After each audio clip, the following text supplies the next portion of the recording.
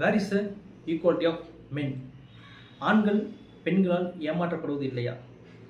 ஆண்களுக்கு சரியான நீதி இங்கே. வாங்க வீடியோக்குள்ளே போகலாம். நாம் இன்றைக்கி பார்க்க போகிறது பிஎன்எஸ் ஆக்ட் செக்ஷன் 69. நான் உங்களுக்கு போதுமற்ற இருவச்சிந்தன் LLB honours doctor Ambedkar university. So நாம் பார்க்க போகிறது பிஎன்எஸ் ஆக்ட். இந்த பிஎன்எஸ் ஆக்ட் அப்படின்னா ஐபிஎஸ் ரீப்ளேஸ் பண்ணது இந்த பிஎன்எஸ் ஆக்ட்.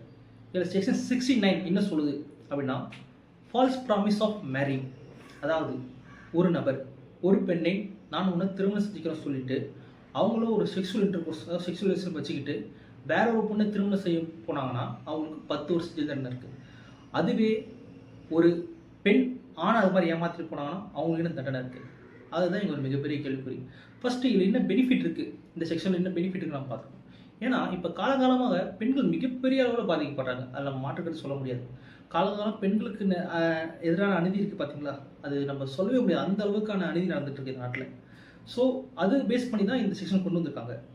ஸோ இப்போ இந்த செக்ஷன் ஆக்ட் இருக்குது, பெண்கள் சொத்துரிமை பற்றி இந்த பேசுது அந்த ஆக்டு.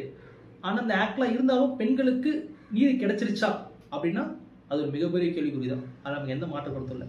ஸோ நாம் இங்கே என்ன கேட்குறோம், நமக்கு என்ன இங்கே பிரச்சனை அப்படின்னா, இந்த சட்டம் சொல்கிறது ஒரு நபர் ஒரு பெண்ணை திருமணம் செய்து கொள்கைன்னு சொல்லிவிட்டு அவங்கள உடலுறவு வைத்து கொண்டு அவங்கள விட்டு வேற ஒரு திருமணம் செய்ய போனாங்கன்னா அவங்களுக்கு 10 வருஷம் ஜெயில் நம்ம தருவோம். அதுவே ஒரு பெண் ஒரு ஆணை ஏமாற்றிட்டு அந்த ஆணை உடல் வைத்து கொண்டு நான் உன்னை தான் திருமணம் செய்வேன் அப்படின்னு கூறிவிட்டு வேற ஒரு நபரை திருமணம் செஞ்சு போகிறாங்கன்னா அந்த பெண்ணுக்கு இந்த தண்டனை இருக்குது. அதுதான் நம்ம கேட்குறோம். ஸோ இங்கே அந்த பாதிக்கப்பட்ட ஆணுக்கு நீங்கள் என்ன தர போகிறீங்க, இந்த சட்டம் என்ன சொல்லுது, இதை பற்றி நம்ம கேட்குறோம். ஸோ எனக்கு வந்து ஒரு பையனை தெரியும். அந்த பையன் காலேஜ் படிக்கும்போது ஒரு பொண்ணு வந்து அந்த பையனை வந்து ப்ரொபோஸ் பண்ணியிருக்காங்க. நான் வந்து உங்களை ரொம்ப லவ் பண்ணுறேன் அப்படின்னு அந்த பொண்ணு சொல்லிருக்கா கூட. இந்த பையன் இல்லைம்மா வேணாமா டீசனாக சொல்லிருக்கான். இல்லைம்மா நீ வேணாமா, லவ்வில் இன்ட்ரெஸ்ட் இல்லை, நாளைக்கு நீங்கள் விட்டு போட்டிங்கன்னா எனக்கு ஒரு பெரிய பிரச்சனையாகிடும், இதனால் லவ்லாம் வேணாமா எனக்கு சொல்லியிருக்காங்க கூட. ஆனால் இந்த பொண்ணு சொல்லியிருக்கா, இல்லை நான் உங்களை ரொம்ப லவ் பண்ணுறேன், நான் கல்யாணம் பண்ணால் உங்களை தான் கல்யாணம் பண்ணுவேன், சப்போஸ் நாளைக்கு நீங்கள் விட்டு போனால் கூட உங்களை நினச்சிட்டே வாழ்ந்துடும் அப்படின்னு சொல்லி ஜாலியாக பேசுகிற போல காமெடிக்காக அந்த பொண்ணு. இந்த பையன் அந்த பொண்ணு பேசுறதுலாம் உண்மை ரொம்ப நம்பிட்டான் போல. ஸோ அப்படியே போகுது காலம், போக போக 2 பேரும் ஒன்றா பழகுறாங்க, பேசுகிறாங்க. அப்புறம் 2 வீட்டுக்கு தெரிய வருது. அப்புறம் ஒரு கட்டத்துக்கு மேலே என்ன பண்ணுறாங்க, 2 பேர் வந்து செக்ஷுவல் ரிலேஷன் வச்சுக்கிறாங்க. ஸோ அதாவது 1 தாட்டி 2 தாட்டி இல்லை, கிட்டத்தட்ட 2.5 வருஷம், அது 3 வருஷம் காலேஜ், கிட்டத்தட்ட 2.5 வருஷம் செக்ஷுவல் ரிலேஷன் வச்சுக்கிறாங்க. எவ்வளோ டைம் முடியுதா பார்க்கலாம். ஸோ இப்போ காலேஜ் முடியுது, இந்த பையன் வீட்டில் அவங்க அப்பா ஒத்துக்கல. இந்த பையன் என்ன சொல்கிறாங்க அப்பாட்ட போயிட்டு, இல்லை நான் அந்த பொண்ணு தான் கல்யாணம் பண்ணுவேன், நானும் அந்த பொண்ணு தப்பு பண்ணிட்டோம், வேறு வழி இல்லை, நாங்கள் 2 பேரும் கல்யாணம் பண்ணி ஆகணும், அதான் நல்லா இருக்கும் அவங்க சொல்கிறாங்க போல் இந்த பையன் அவங்க அப்பா கிட்ட. ஆனால் இந்த பொண்ணு வீட்டில் என்னன்னா அவங்க அம்மா ஒத்துக்கல போல, இல்லை வேணாமா தான் சொல்கிறாங்க போல. ஸோ திடீர்னு இந்த பொண்ணு என்ன பண்ண, இந்த பையன் பிளாக் பண்ணிட்டு போயிட்டான். இந்த பையனுக்கு ஒன்றும் புரியல, இன்னும் எதுக்கு பிளாக் பண்ண என்ன அப்படின்னு கேட்டிருக்கான் போல. இல்லை எங்கள் அம்மா ஒத்துக்க மாட்டாங்க, இனி வேணாம் அது மாதிரி சொல்லிருக்கா போல இந்த பொண்ணு. இந்த பையன் கேட்டிருக்கா, நீ தானே வந்து லவ் பண்ணுற சொன்னால் இது மாதிரிலாம் பண்ணால் நம்ம இப்படிலாம் இருந்துக்குமே, இன்னும் அது மாதிரி கேட்டிருக்கோம் போல இந்த பையன். அந்த பொண்ணு என்ன பண்ணியிருக்கா, இல்லை வேணாம் சொல்லிட்டு ரிப்ளை பண்ணல, பிளாக் பண்ணிட்டு போயிட்டான். ஸோ இப்போ இந்த பையன் என்ன, சரி இது வந்து ஒரு மே ஜூன் அந்த டைம் நடக்குது. ஒரு நவம்பர் கிட்ட ஒரு எக்ஸாம் இருக்குது இவங்க காலேஜில். ஸோ இப்போ வந்து என்னென்னா எப்படியா இருந்தாலும் இந்த பொண்ணு வரதான் போகுது, பார்க்க தான் போகிறேன், எங்கே போயிட போகிறா, இந்த பையன் ஒரு நம்பிக்கையில் இருந்திருக்கான்.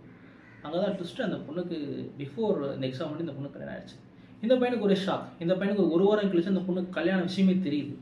இந்த பையன் ரொம்ப நம்பியிருந்தா, இப்படி என்னை விட்டு போக முடியும், என் கூட இப்படி இருந்திருக்கா, செக்ஷுவல் ரிலேஷன் கூட வச்சிருக்கா, அதுவும் 1 தாட்டி 2 தாட்டில் நாங்கள் 2 பேரும் பேசியிருக்கோம், பழகிருக்கோம், எப்படி என்னை விட்டு எனக்கு அது இந்த சொல்லாமல் ஒருத்தர் எப்படி கல்யாணம் பண்ண முடியும் அப்படின்னு இந்த பையனுக்கு ஒரு பெரிய ஷாக் ஆகிடுச்சு. இந்த பையன் என்ன பண்ணுறது வந்து புரியல, ரொம்ப உடஞ்சி போயிட்டான், என்னால் ஒன்றுமே பண்ண முடியல. ஸோ அப்போ நான் சொன்னேன், பாப்பா நான் போய் கேஸ் ஃபைல் பண்ண அந்த பொண்ணு மேலே உன்ட்ட எவிடன்ஸ் இருக்குது, அவங்க சேட்ஸ் தான் இருக்குது, ஸோ இத்தனை வீடியோ கால் பேசுகிறாங்க, நிறையா பேசுகிறாங்க போல இவங்களுக்குள்ள. ஸோ இதெல்லாம் இருக்குப்பா பிடிச்சி பேசும்போது அந்த பையன் சொல்கிறான், இல்லை வேணாம் அவள் வாழ்க்கை போயிடும் அப்படிங்கிறான். ஸோ வாட் இஸ் திஸ், இது ஒன்றுமே புரியல. அதாவது என்ன கேட்டால் இந்த பையன் தான் நான் தப்புன்னு சொல்லுவேன். உங்களோட ஏமாத்திட்டு போகிறாங்கன்னா அவங்க மேலே நீங்கள் பாவம் பார்த்தீங்கன்னா உங்களை மாதிரி முட்டாள் வேறு யார் இருப்பா சொல்லுங்க பார்ப்போம். இந்த பொண்ணு இது மட்டும் இல்லை, இந்த பொண்ணு இந்த பையன் மேலே பொய்யான அலிகேஷன்ஸாக நிறையா வச்சுருக்கா. அவன் ஃப்ரெண்ட்ஸுக்கிட்ட பேசும்போது அந்த பையனுக்கே தெரியுது, உடனே தெரியல இது மாதிரி மனுஷங்க இருக்காங்களா அப்படிங்கும்போது நமக்கு பெரிய ஆச்சரியமாக இருக்குது. எப்படி ஒருத்தவங்க கூட உங்களை செக்ஸ் வச்சுக்க முடியுது, ஒருத்தவங்க கூட பழக முடியுது, மாமா கொஞ்சம் முடியுது, எல்லாம் பண்ண முடியுது. கல்யாணம்னு வரவங்க கூட எங்கள் அம்மா தெரியாங்கன்னா ஏன் உங்கள் அந்த பையன் கூட செக்ஸ் வச்சுக்கணும் உங்கள் அம்மாவுக்கு கண்ணுக்கு தெரியலையா? இது ஒரு பெரிய கேள்விக்குறியில் அந்த அந்த பையனுக்கு இங்கே என்ன நீதி இருக்குது? ஸோ இது ஒரு பக்கம் இருந்தாலும் சட்டம் இந்த பையனுக்கு என்ன சொல்லுங்க பார்ப்போம். இதுவே இந்த பையன் அந்த பொண்ணு பண்ணியிருந்தாலும் சட்டம் சும்மா விட்டுருக்குமா? 10 வருஷம் அந்த பையன் உள்ள குறைச்சிருக்காது. அதே மாதிரி இந்த பொண்ணு இந்த பையனுக்கு பண்ணும்போது இந்த சட்டம் ஏன் அந்த பையன் நிற்கலை? இந்த பையன் அப்படி யார்கிட்ட போய் கேட்பான்? இந்த பையனுக்கான நீதி எங்கே இருக்குது?